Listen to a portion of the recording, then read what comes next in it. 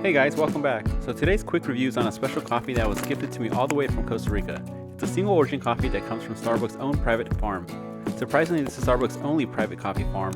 All their coffee is actually sourced, so this makes this coffee very unique.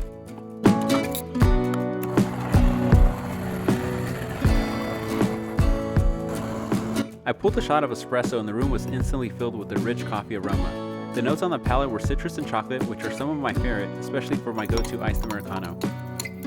I'd rate this coffee an 8 out of 10 and a great choice for anyone who enjoys coffee with citrus notes or enjoys their coffee iced like I do. Perhaps one day I'll have the opportunity to visit this farm among the many other prestigious farms in Costa Rica, but at the moment I'm just thankful to have been gifted such a great experience. Thank you all for watching. Subscribe and like if you like all things coffee. Cheers!